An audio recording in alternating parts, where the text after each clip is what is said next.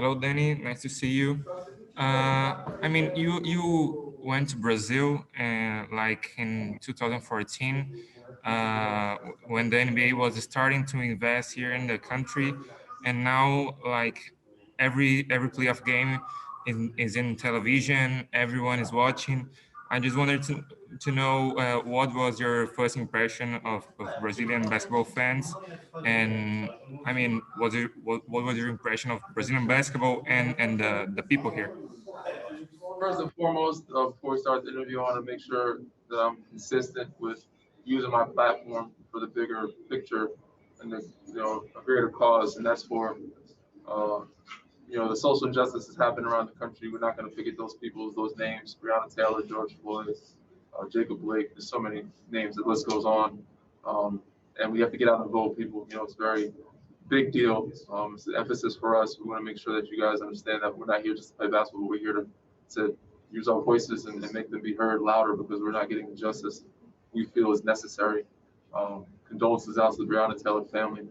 So they supposedly got the justice that I guess the government felt they deserve, but we don't think it's enough. So we're going to continue to push. We're going to continue to fight. But Brazil, man, was amazing. I had a great time in Brazil. Tiago was with me. The fans were amazing. I would love to go back, man, and it's amazing to see how far the NBA has come um, internationally and how it's been broadcasted all over the world. He said it's even more games now. Back then, they weren't broadcasted as much, but now they're all in a lot of channels in every country now. So it's amazing to see how far we've come as a league. Um, I'm grateful for it. I've been blessed. I've been lucky. I've been fortunate, and I think the league is only growing, which is amazing. It's great for the youth, the younger guys behind us. But said I would love to go back to Brazil. I had a great time. The fans were there amazing. The basketball was there. It was growing. I'm very passionate about it. And, unfortunately, the time that I went was summer for us, but I think it was like winter or rain season for them. So hopefully now that the NBA schedule is different now, might be able to go down in the fall, which would be summer for you guys, and actually experience a Brazilian summer. You never know. But I had a great time there. And hopefully that we can do what we're supposed to do and celebrate. Might be able to go back and check you guys out again. All right, let's go to Michael O'Connor. Danny, what impact does Kobe Bryant still have on your team during this stage of the title run? Kobe's impact will never leave the game of basketball, let alone the Lakers organization. It'll forever be there. His presence will forever be there. Anytime we step on the court, every time we walk into that practice facility, anytime we step into the Staples Arena, anytime we put on that uniform, the Lakers uniform or even the Mamba uniform now, the black one is so popular. So he's a guy that, especially in this organization, we'll always think of, not just myself, but my teammates, but everybody throughout the league. Anytime they step on the floor, we represent the guys before us who paved the way. He's one of those pioneers that was amazingly great at everything that he did on and off the court and gave us so many gems. So it's hard not to think about him, whether you're a part of his organization or not. So he's always going to impact the game, impact the floor, and have a presence, especially for us. So, yeah, I don't know if that answers your question, but Kobe is always going to be, has always been and always going to be a big part of what we do here in this organization as a Laker and an NBA. Dennis, over to you. Okay, thank you. Hi, Danny. Once the series has concluded, how will you continue to use your platform to talk about the social justice issues around the country? I'm not really a guy that's big on being in the streets for media attention or taking pictures and things of that nature, but I do want to get, like a lot of our guys, back to our communities, doing some of the dirty work, what I'm saying, and getting in the nitty gritty of things and not having to, you don't have to show faces to take pictures, but actually talking to certain people, getting some things done, putting money where it needs to go. But you guys know I have a podcast inside the Beard Room. That's how I use my media platform to be able to use my voice, getting certain people on, talking about it, keeping those things alive, figuring out how the best way plan of action to get some things done to be successful.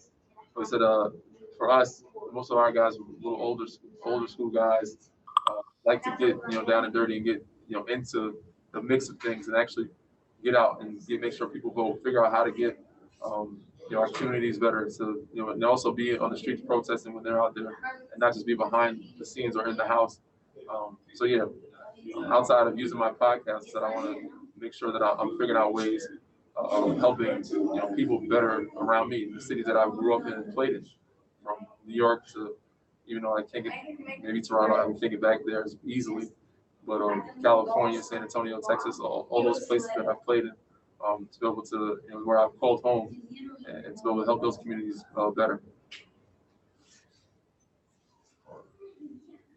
Hey, Danny, this is Om Youngmasuk with ESPN. I was wondering that you just a year ago or over a year ago, you knew what it was like to win a championship. You're back here again, but that was a really unique experience for you because you brought a championship back to a country for the first time ever. If you can remember how you guys celebrated, like going to Vegas and then coming back to Toronto and seeing a whole country celebrating, what is it going to be like if you're able to win this all here inside of a bubble? How different is it going to be? Yeah, man, it seems like a long time. It was a year and a half ago we won. We celebrated as a group, and I like the fact that we run on the road because we had to do it together as an organization, which was a lot of fun.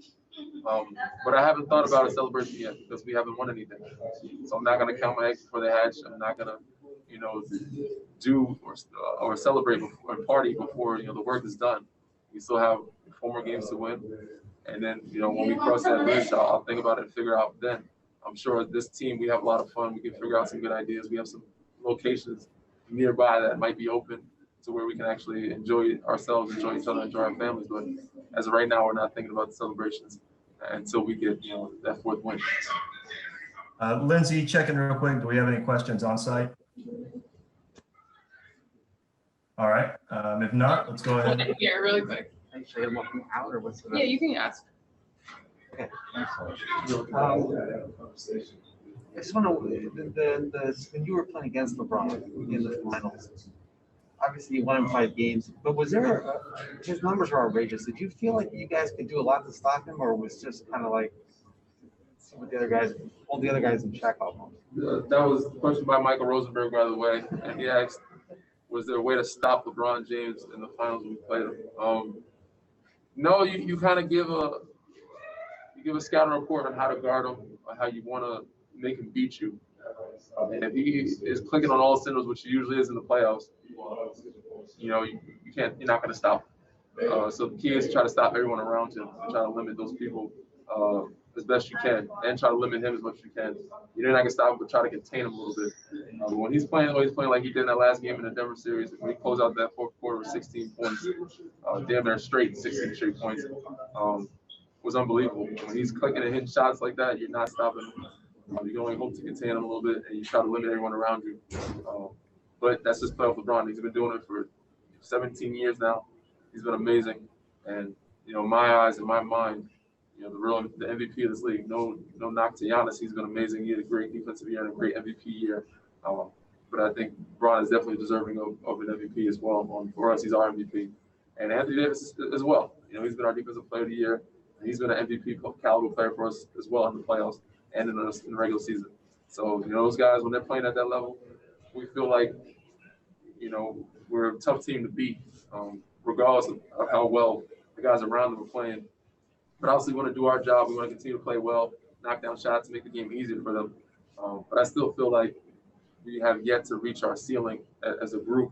And we're still trying to find that rhythm to where we can stay consistent. Hopefully, we can build that and find that this series where we can reach the ceiling offensively and defensively. I feel like we have some good defensive nights, some good offensive nights, but never 2 nights put together. We might have one game once in a blue, but not where I think we're potentially be able to be. It would be nice to see us come together. If we could do that, this series would be great.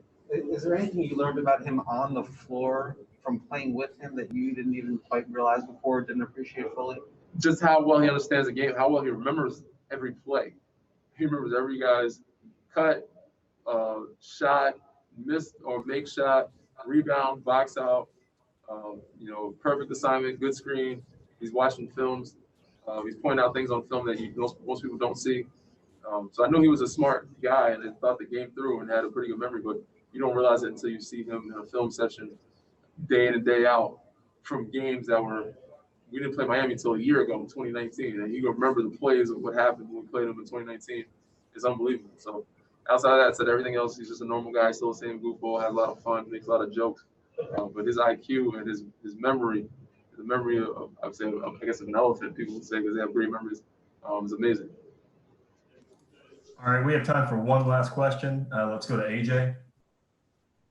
Hey, Danny, thank you. What's it going to take? You've mentioned it a couple of times. What's it going to take to complete this task and win 4 more?